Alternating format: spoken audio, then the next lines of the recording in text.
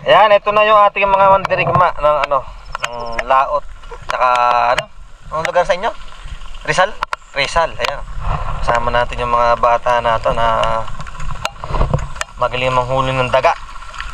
Mahahating tayo ng daga ngayon, malamo tayo isda ngayon. Kasama natin yung pinaka-master sa panghuli, si Henry Boy. Ayan, nadaanan ko sila rito. Naglilibot lang ako sa bukid. Nadaanan ko sila rito sa karsada. Sakto. Tignan natin kung marami silang mahuhuli ngayon o hindi sila mabubukya. Tayo sa bukid.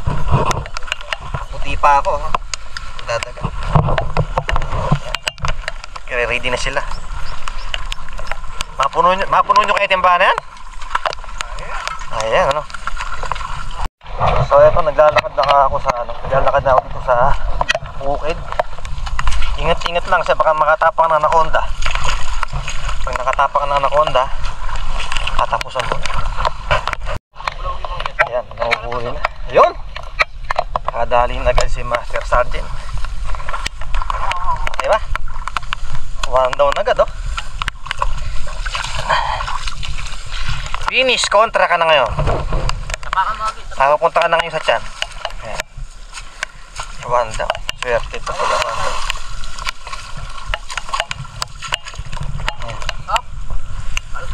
Kalkal. Ayan, ito yung kinakalkal nila. So yung kinakalkal ng mga daga, kakalkalin ng tao para mahuli. Tinatabas sila, kasunga lang. Puro langgam yan. Katapusan mo na sa langgam. Ganyan. So kate, makati yan sa paa yung langgam niya.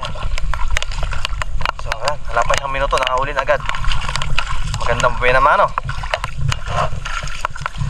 Ayan, alam nyo ba itong daga ay talagang masarap. Tapos pa siya, gamot dito sa agalis Ayan, kaya lang ang daga ay bibihira lang mahuli. Kumbaga lang, manapanahon lang siya.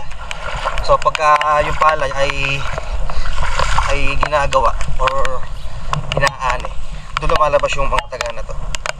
Ang masarap luto dito, adobo lang. Okay, hindi mo siya pwedeng isabaw.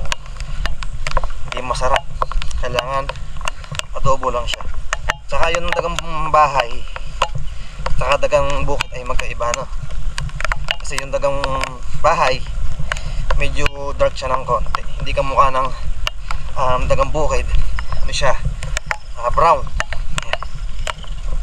So, ito yung mga paborito ng mga Tagalog, mga Ilocano. Daga na to. So pag ito natikman nyo, talaga masarap. Sa mga di pa nakakain dyan, try nyo yung daga na to. Masarap kasi yung mga magbubukid ay talagang favorite.